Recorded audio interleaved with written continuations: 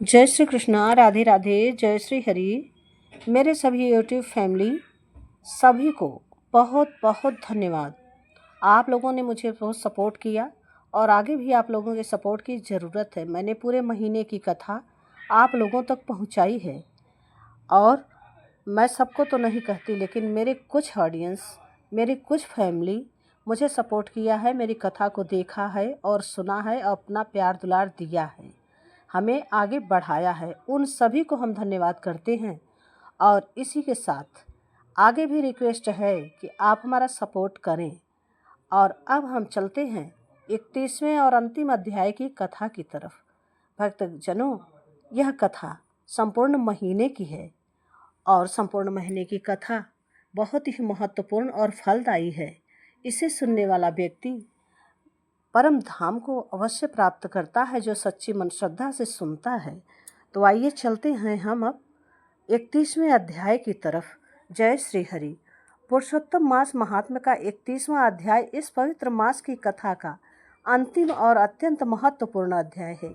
इसमें नारद नारायण संवाद के माध्यम से बताया गया है कि पुरुषोत्तम मास में कांसे का पात्र का दान और भगवान शिव पार्वती के प्रसंगों का स्मरण करने से इस व्रत का संपूर्ण फल प्राप्त होता है।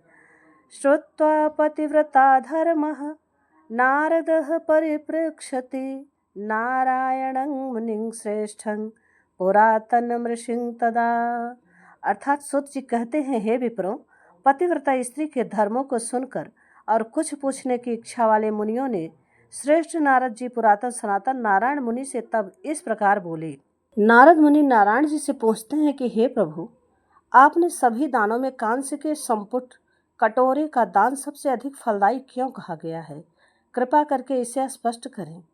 माता पार्वती का प्रसंग आता है। नारायण मुनि बताते हैं कि प्राचीन काल में माता पार्वती ने इस व्रत को किया था और भगवान शिव से पूछा था कि हे महादेव, इस व्रत की पूर्णता के लिए मुझे कौन सा दान करना चाहिए। महादेव ने उत्तर दिया कि हे देवी, वेद पुराणों में पुरुषोत्तम मास के व्रत की बराबरी करने वाला कोई अन्य दान नहीं है। इस माह में किया गया हर दान श्री कृष्ण पुरुषोत्तम भगवान को समर्पित होता है। कांस्य का दान बहुत महत्वपूर्ण होता है। पुरुषोत्तम मास में कांस्य पात्र में अन्न, वस्त्र या द्रव्य रखकर दान करने से अनंत पुण्यों की प्राप्ति होती है और साधक के सारे पाप नष्ट हो जाते हैं। अंत में सूत जी ऋषियों को बताते हैं कि जो मनुष्य इस पुरुषोत्तम मास के महात्म्य को श्रद्धापूर्वक सुनता है, लिखवा कर वस्त्र आभूषण के साथ किसी ब्राह्मण को दान करता है, वह साक्षात गोलोक धाम को प्राप्त होता है।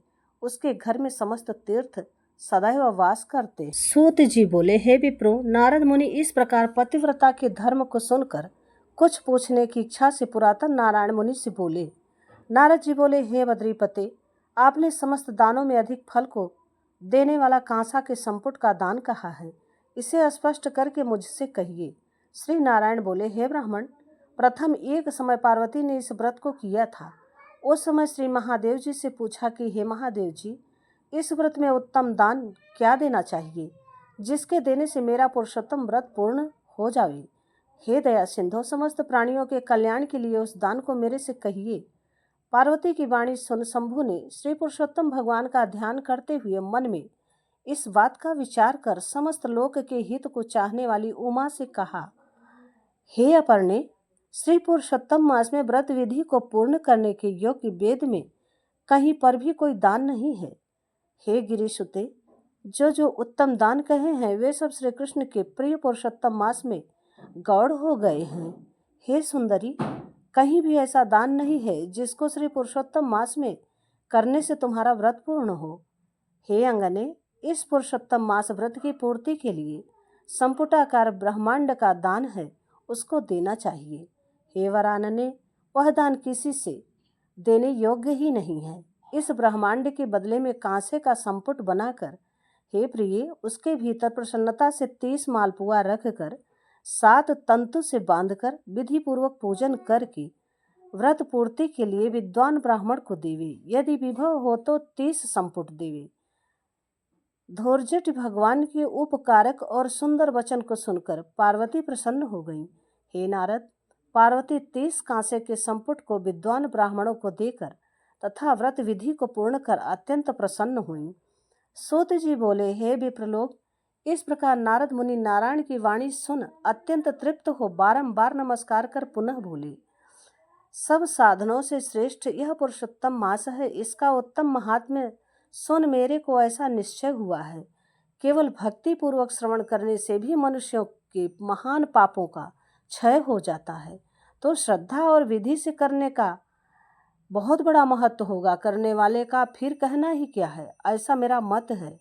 इसके बाद मेरे को सुनने को कुछ भी शेष नहीं रहा, क्योंकि अमृत से तृप्त मनुष्य दूसरे जल की इच्छा नहीं कर सकता।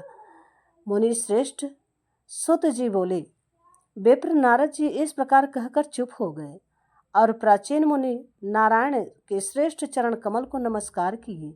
जो प्राणी इस भारतवर्ष में जन्म को प्राप्त कर उत्तम श्री पुरुषोत्तम मास का सेवन नहीं करते हैं, न श्रवण करते हैं, वे मनुष्य गृह में आसक्त रहने वाले मनुष्यों में अधम हैं। इस संसार में जन्म और मरण को प्राप्त होते हैं और जन्म जन्म में पुत्र मित्र स्त्री श्रेष्ठ जन के वियोग से दुख के भागी होते हैं।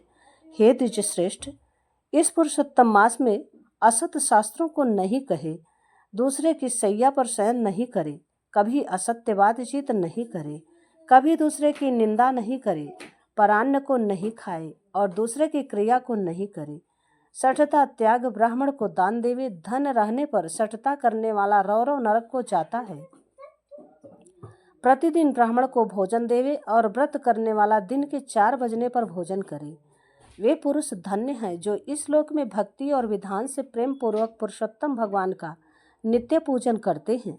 इंद्रधुम्न, शतधुम्न, यौवनाश्व और भगीरथ राजा पुरुषोत्तम का आराधन कर भगवान के समीप चले गए।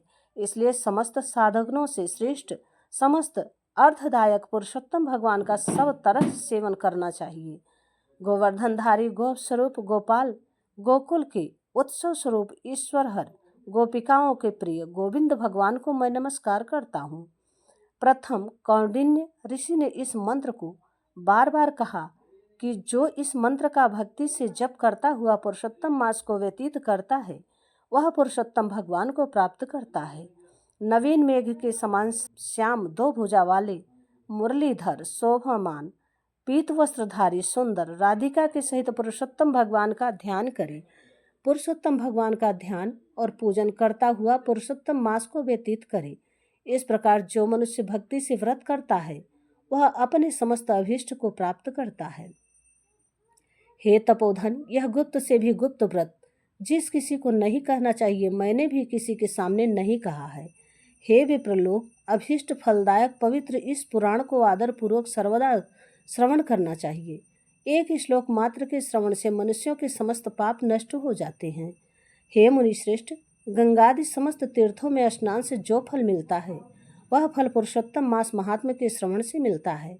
मनुष्य पृथ्वी की प्रदक्षिणा करता हुआ जिस पुण्य को प्राप्त करता है, वह पुण्य पुरुषोत्तम मास महात्म्य के श्रवण से होता है।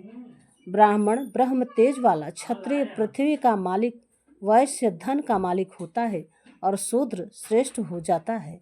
और जो दूसरे पशुचर्या में तत्पर किरात, होण आदि हुए, वे सब पुरुषोत्तम के महात्म्य श्रवण से मुक्ति को प्राप्त करते हैं। जो पुरुषोत्तम मास के महात्म्य को लिख कर और वस्त्र आभूषण आदि से भूषित कर विधि पूर्वक ब्राह्मण को देता है, वह तीनों कुलों का उद्धार करके जहाँ पर गोपिकाओं के समूह से घिरे हुए पुरुषोत्तम भगवान हैं, ऐसे दुर्लभ गोलोक को जाता है। जो इस उत्तम महात्म्य को लिख कर गृह में रखता है, उसके गृह में समस्त तीर्थ निरंतर विलास करते हैं। अनंत पुण्य को देने वाले महीनों में श्रेष्ठ पुरुषोत्तम मास के महात्म्य को सुन समस्त मुनि लोग आश्चर्य करने लगे और वे भगवान की चरण सेवा में अत्यंत निपुण मुनि लोग विनय पूर्वक सूत जी के पुत्र से बोले। श्री नारायण के वचनों को सुनकर नारद जी ने उन्हें बारंबार प्रणाम कर कहा, मन ये पुरुषोत्तम मास का श्रेष्ठ महात्म्य सुना, मुझे निश्चय हो गया कि इसके भक्ति पूर्वक सविधि संपन्न करने और महात्म्य को सुनने से मनुष्यों के महापाप तक नष्ट हो सकते हैं। जब किसी मनुष्य को अमृत मिल जाए तो वो किसी और वस्तु की इच्छा क्यों करेगा। नैमिषारण्य में सूत जी द्वारा सहस्रों मुनियों के मध्य कहा हुआ यह पुरुषोत्तम मास का महात्म्य अत्यंत श्रेष्ठ पुण्यकरी प्राचीन है। जो भक्तों को वांछित फल देने में कल्प वृक्ष के समान है। इसके महात्म्य को सुनने से मनुष्य को पृथ्वी की प्रदक्षिणा का फल मिलता है।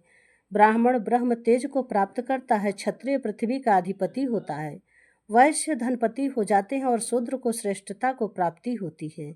भगवान श्री कृष्ण की यह कथा अमृत वाणी है, जिसे श्रवण कर नैमिषारण्य में एकत्र मुनीश्वरों ने अत्यंत सुख प्राप्त की। इति श्री पुरुषोत्तम मास महात्म्य 30वां अध्याय। जय श्री कृष्णा, जय श्री हरि। मेरे प्रिय भक्तजनों, मेरे साथ पूरे 31 दिन इस कथा का श्रवण करने के लिए बहुत बहुत धन्यवाद। मेरे भाग्योदय की बात मैं क्या कहूँ, मुझे बहुत खुशी है। आप लोगों तक इस कथा को पहुंचाकर मैं धन्य हुई।